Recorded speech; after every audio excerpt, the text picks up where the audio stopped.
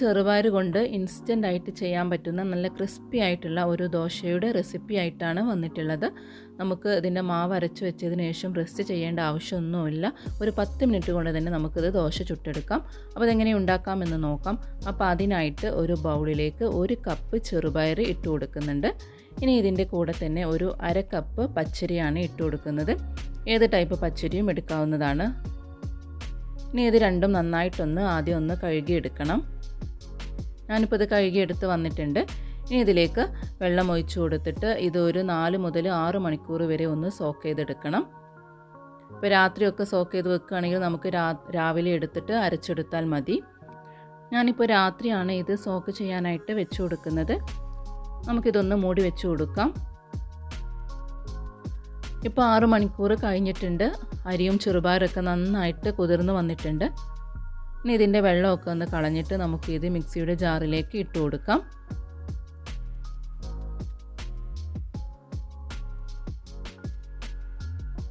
ഇനി ഇതിൻ്റെ കൂടെ തന്നെ കുറച്ച് ഇൻഗ്രീഡിയൻസ് കൂടെ ചേർക്കാനുണ്ട്. അപ്പോൾ ഇതിലേക്ക് ആദ്യം ചേർക്കുന്നത് 1 ടീസ്പൂണ് ചെറിയ ജീരകമാണ്. ഇതിൻ്റെ കൂടെ തന്നെ കുറച്ച് ചെറിയ ഉള്ളിയും ചേർക്കുന്നുണ്ട്. ഞാനിപ്പോൾ ഒരു 3 ചെറിയ ഉള്ളി എടുത്തിട്ടുണ്ട്. ഇനി അടുത്തായിട്ട് ചേർക്കുന്നത് പച്ചമുളകാണ്. അപ്പോൾ ഞാനിപ്പോൾ ഒരു പച്ചമുളകാണ് എടുത്തിട്ടുള്ളത്. ഇത് അത്യാവശ്യം എരിവുള്ള പച്ചമുളകാണ്. ഇനി പച്ചമുളകിൻ്റെ ടേസ്റ്റ് ഇഷ്ടമില്ലാത്തവർക്ക് അത് സ്കിപ്പ് ചെയ്യാം. ഇതിൻ്റെ കൂടെ തന്നെ ഇഞ്ചിയും അതുപോലെ തന്നെ മല്ലിയിലും ഒക്കെ ചേർക്കാവുന്നതാണ്. ഇതൊക്കെ ചേർക്കുമ്പോൾ ഈ ദോശയ്ക്ക് പ്രത്യേക ഒരു ടേസ്റ്റ് ഉണ്ടാകും. കാരണം ഈ ചെറുപയറിനൊരു പച്ചച്ചുവയാണല്ലോ. അപ്പോൾ അത് മാറിക്കിട്ടാൻ വേണ്ടിയിട്ട് ഇതൊക്കെ ചേർക്കുന്നത് നല്ലതാണ്. ഇനി ഇതിലേക്ക് ആവശ്യത്തിന് വെള്ളം ഒഴിച്ചു കൊടുക്കുന്നുണ്ട്. അപ്പോൾ വെള്ളം കൂടി പോകരുത്. ഈ ചെറുപയറിൻ്റെയും അരിയുടെയും ഒപ്പം നിൽക്കുന്ന രീതിയിൽ വേണം വെള്ളം ഒഴിച്ചു കൊടുക്കാൻ. നമുക്കിത് നന്നായിട്ടൊന്ന് അരച്ചെടുക്കണം. ഞാനിപ്പോൾ ഇത് അരച്ചെടുത്തിട്ടുണ്ട്. ഇനി ഇതൊരു ബൗളിലേക്ക് ഒഴിച്ചു കൊടുക്കാം.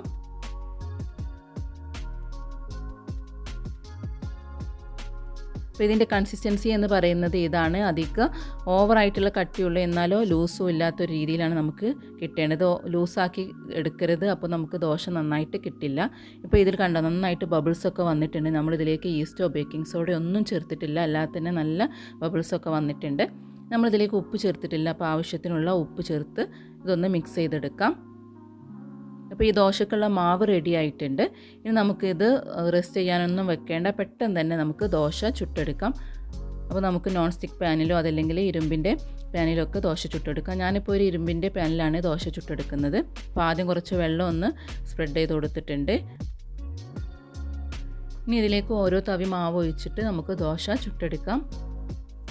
ഇനി ആദ്യം ഈ ദോശ ഒന്ന് നന്നായിട്ടൊന്ന് വെന്ത് വരട്ടെ. ദോശ നന്നായിട്ട് എല്ലാ ഭാഗവും ഒന്ന് വെന്ത് വരുന്ന സമയത്ത് നമുക്കിതിലേക്ക് നെയ്യോ അതല്ലെങ്കിൽ വെളിച്ചെണ്ണയോ ചേർക്കാം. ഞാനിപ്പോൾ ഇവിടെ കുറച്ച് നെയ്യാണ് ചേർക്കുന്നത്.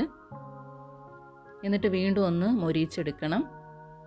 അപ്പോൾ ദോശയൊക്കെ നന്നായിട്ട് മൊരിഞ്ഞ് വന്നിട്ടുണ്ട്. നമുക്കിത് പാനിൽ നിന്നും മാറ്റാം.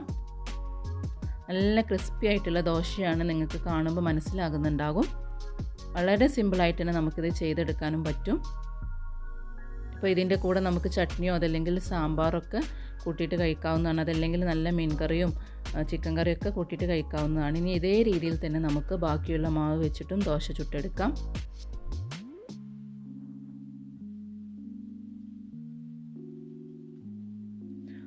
ഒന്ന് വെന്ത് വന്നതിന് ശേഷം മാത്രമാണ് വെളിച്ചെണ്ണ അല്ലെങ്കിൽ നെയ്യ് ചേർക്കേണ്ടത്.